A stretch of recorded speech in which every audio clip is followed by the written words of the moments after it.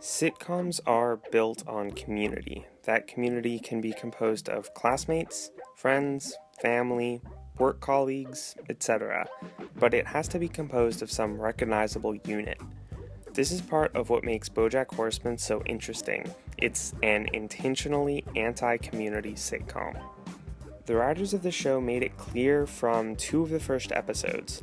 BoJack is a show that has played with the Master of None structure where some episodes are isolated pieces of social commentary. Unlike Master of None, BoJack takes unconventional stances on these issues and uses them to push an overarching narrative. The early episodes I'm talking about call into question national and familial communities. In just the second episode of the entire series, BoJack Hates the Troops, BoJack gets into a public argument with a Navy SEAL. This causes the media to ask if BoJack even thinks the troops are heroes, to which he responds, "Surely even you would agree that the troops are heroes." I don't agree to that. Maybe some of the troops are heroes, but not automatically. I'm sure a lot of the troops are jerks. Most people are jerks already, and it's not like giving a jerk a gun and telling him it's okay to kill people suddenly turns that jerk into a hero. The public is outraged. BoJack Horseman makes me sick. He voiced his opinion, even though it was unpopular, and that's the most cowardly thing a person could do. Obviously, there's quite a bit of satire going on in this story, but one main underlying question is posed to the idea that we have to view an entire nation under one communal identity. The country as a whole doesn't see the nuances of BoJack's argument, nor do they want to. BoJack questions why that means he has to be the one to change.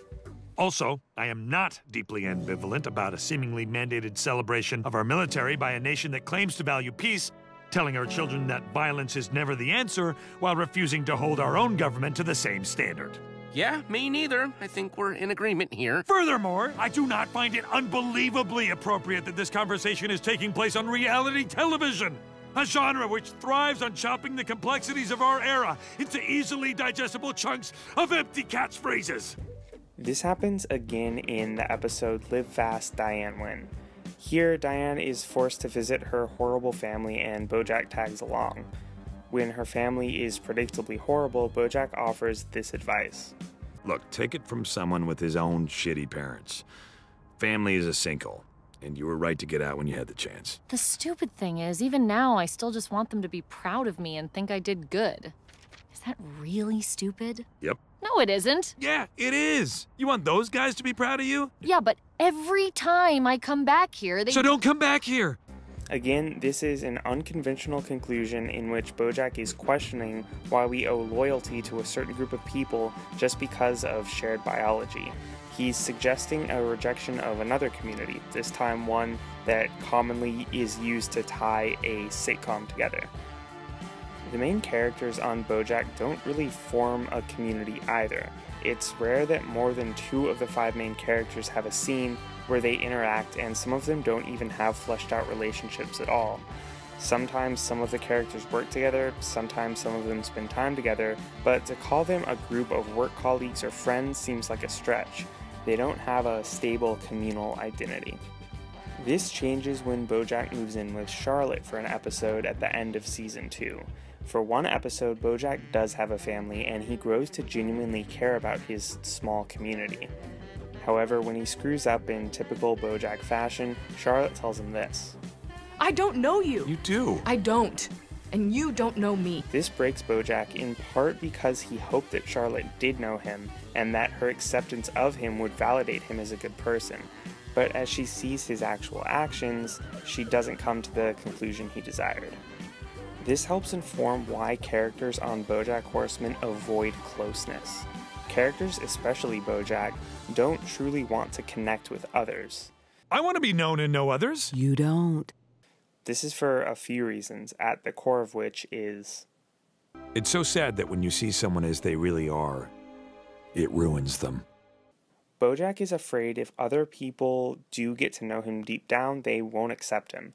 They don't love me. They don't even know me. That's why they love you, schmuck. If he can remain somewhat detached and keep most of his real self hidden, then when other people leave him, he can simply blame what he has done and not who he is. When you do bad things, you have something you can point to when people eventually leave you. It's not you tell yourself, it's that bad thing you did. But as the show continues, BoJack comes to realize that there is no deep down, at least not for other people. That's the thing. I don't think I believe in deep down. I kind of think all you are is just the things that you do. This hits home the theme that, to other people, each of us is only the things we do and say. Nobody can ever really know BoJack or his internal struggle, they only see the result of that struggle. There is a BoJack deep down that he acknowledges. I need you to tell me that I'm a good person. I know that I can be selfish and narcissistic and self-destructive, but underneath all that, deep down, I'm a good person, and I need you to tell me that I'm good. But other characters can only see BoJack for what he does. Hey, aren't you the horse from horsing around?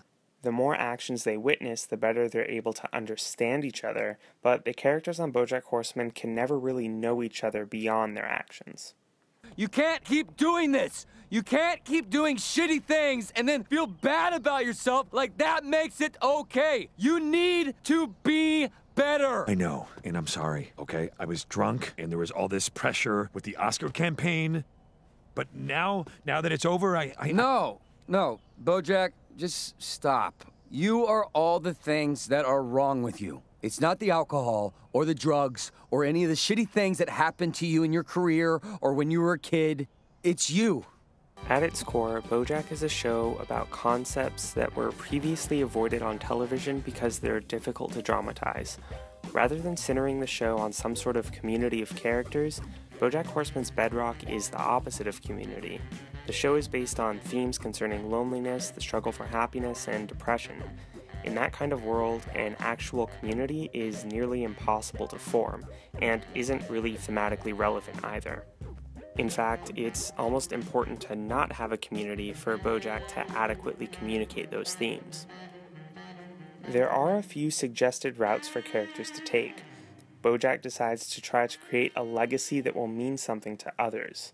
I'm thinking about my legacy now. I want to do things that connect with people, things that last. But that's the whole point. Nothing lasts. No, I know, but see, years after I die, people will still be able to see me in Secretariat. And then what? And then I'll be remembered.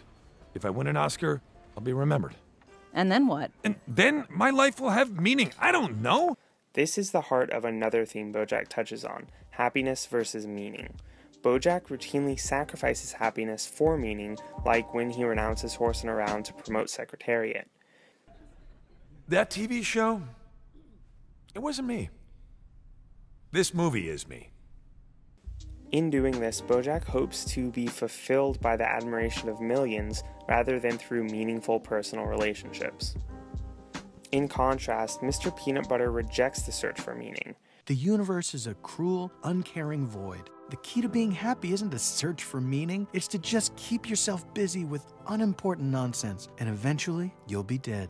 Instead, he connects with others through a sort of blind trust. When Mr. Peanut Butter sees that Diane has returned from a months-long stay in Cordovia without letting him know, his immediate reaction is love and acceptance. He doesn't wallow in the fact she didn't contact him when she returned. He assumes she had a reason to do what she did.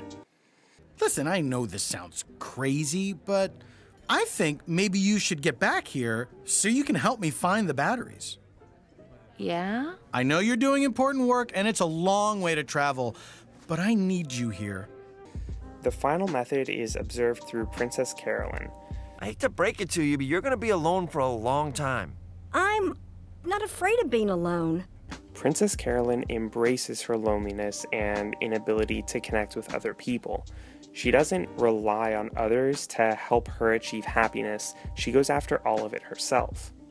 Princess Carolyn and the other characters on BoJack Horseman are constantly struggling, obtaining, and then losing their different states of happiness.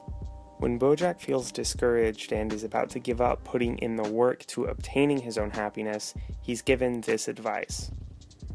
Every day it gets a little easier. Yeah? But you gotta do it every day. That's the hard part. But it does get easier. Okay. And that might be the most honest hope Hollywood will ever give us. Hope you liked that video. You can always subscribe if you want to see more of my stuff. You can follow me on Twitter if you want to get semi-regular updates. And I also have a Patreon link in the description if you want to really help the channel out. Thanks for watching.